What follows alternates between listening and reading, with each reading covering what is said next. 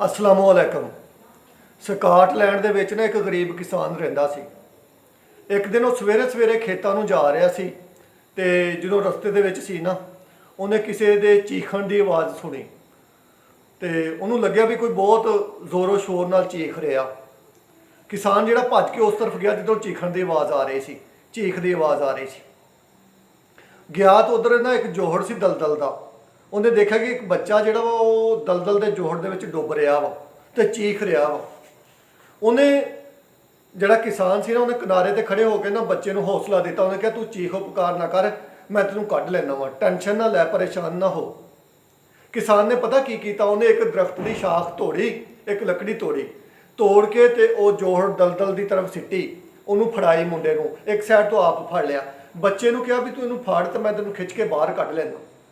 ਜਦੋਂ ਬੱਚੇ ਨੇ ਉਹ ਦਰਖਤ ਦੀ ਸ਼ਾਖ ਫੜ ਕੇ ਬਾਹਰ ਨੂੰ ਖਿੱਚੀ ਤੇ ਉਸ ਕਿਸਾਨ ਨੇ ਉਹਨੂੰ ਖਿੱਚ ਕੇ ਬਾਹਰ ਕੱਢ ਲਿਆ।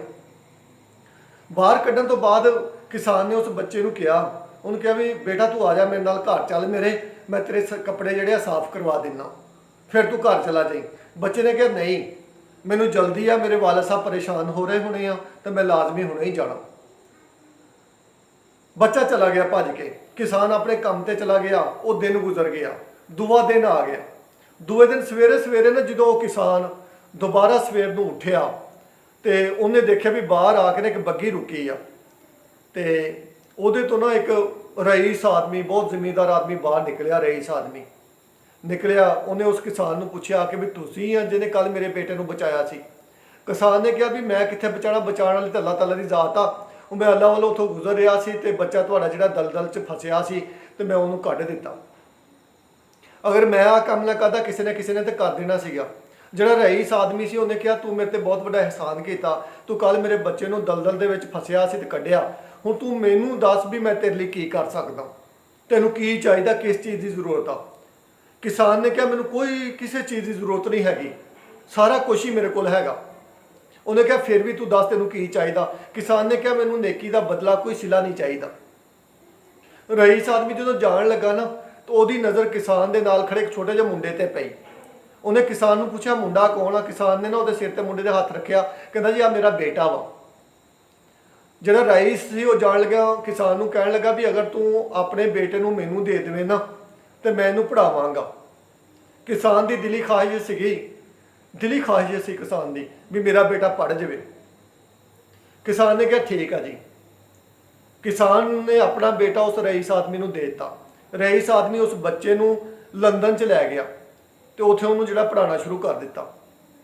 ਬੱਚਾ ਜ਼ਹੀਨ ਸੀ, ਉਹਨੇ ਬਹੁਤ ਜ਼ਿਆਦਾ ਮਿਹਨਤ ਕੀਤੀ ਤਾਲੀਮ ਵਿੱਚ, ਤਹਿਕੀਕ ਵਿੱਚ, ਤੇ ਇੰਨਾ ਜ਼ਿਆਦਾ ਪੜ੍ਹਿਆ ਵੀ ਅੱਜ ਲੋਕੀ ਉਹਨੂੰ ਅਲੈਗਜ਼ੈਂਡਰ ਫਲੀਮਿੰਗ ਦੇ ਨਾਂ ਤੋਂ ਜਾਣਦੇ ਆ। ਅਲੈਗਜ਼ੈਂਡਰ ਫਲੀਮਿੰਗ 1881 ਨੂੰ ਪੈਦਾ ਹੋਇਆ ਤੇ 1953 ਨੂੰ 73 ਸਾਲ ਦੀ ਉਮਰ 'ਚ ਫੌਤ ਹੋ ਗਿਆ। ਅਲੈਗਜ਼ੈਂਡਰ ਫਲੀਮਿੰਗ ਦਾ ਸਾਡੇ ਤੇ ਬਲਕਿ ਪੂਰੀ ਦੁਨੀਆ ਤੇ ਬਹੁਤ ਵੱਡਾ ਅਹਿਸਾਨ ਆ।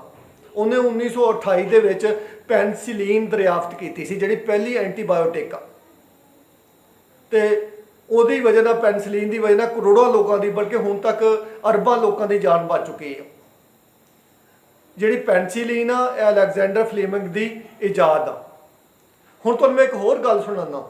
ਉਹ ਜਿਹੜਾ ਰਈਸ ਸੀਗਾ ਜਿਹਦੇ ਬੱਚੇ ਨੂੰ ਬਚਾਇਆ ਸੀਗਾ ਅਲੈਗਜ਼ੈਂਡਰ ਫਲੀਮਿੰਗ ਦੇ ਵਾਲਿਦ ਨੇ, ਉਹ ਪਤਾ ਕੌਣ ਸੀ? ਉਹ ਰੋਡੋਲਫ ਚਰਚਿਲ ਸੀਗਾ, ਰੋਡੋਲਫ ਚਰਚਿਲ।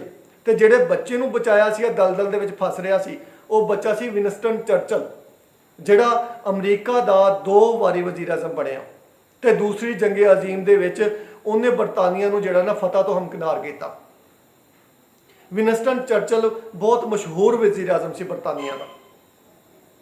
ਅੱਛਾ, ਫਿਰ ਇਦਾਂ ਹੋਈ ਵੀ ਵਿਨਸਟਨ ਚਰਚਲ ਜਿਹੜਾ ਨਾ ਬਹੁਤ ਸ਼ਦੀਦ ਬਿਮਾਰ ਹੋ ਗਿਆ, ਦੁਬਾਰਾ ਇੱਕ ਵਾਰੀ ਹਸਪਤਾਲ ਦੇ ਵਿੱਚ ਮਰਨ ਦੇ ਕਰੀਬ ਪਹੁੰਚ ਗਿਆ।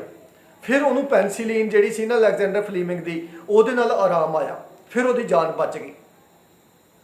ਯਾਨੀ ਕਿ ਇੱਕ ਬੱਚਾ ਜਿਹੜਾ ਅਹਿਸਾਨ ਆ ਨਾ, ਇੱਕ ਬੰਦੇ ਨੇ ਨੇਕੀ ਕੀਤੀ, ਦੂਏ ਬੰਦੇ ਨੇ ਉਹਦੇ ਬੱਚੇ ਨੂੰ ਪੜ੍ਹਾਇਆ, ਨੇਕੀ ਦਾ ਸਿਲਾ, ਫਿਰ ਨੇਕੀ, ਫਿਰ ਉਹ ਬੰਦਾ ਬਿਮਾਰ ਹੋਇਆ ਤਾਂ ਉਹਦੀ ਬਣਾਈ ਹੋਈ ਦਵਾਈ ਨੇ ਉਸ ਬੰਦੇ ਦੇ ਬੱਚੇ ਨੂੰ ਫਿਰ ਬਚਾ ਦਿੱਤਾ।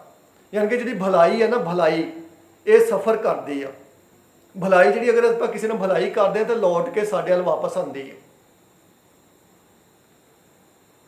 ਲਿਹਾਜ਼ਾ ਜਿਹੜੇ ਵਿਨਸਟਨ ਚਰਚਲ ਹਨ ਉਹਨੇ ਕਿਹਾ ਸੀ ਉਹਨੇ ਕਿਹਾ ਸੀ ਵੀ ਭਲਾਈ ਕਰੋ ਲੋਕਾਂ ਨਾਲ, ਭਲਾਈ ਹਮੇਸ਼ਾ ਪਲਟ ਕੇ ਵਾਪਸ ਆਉਂਦੀ ਹੈ।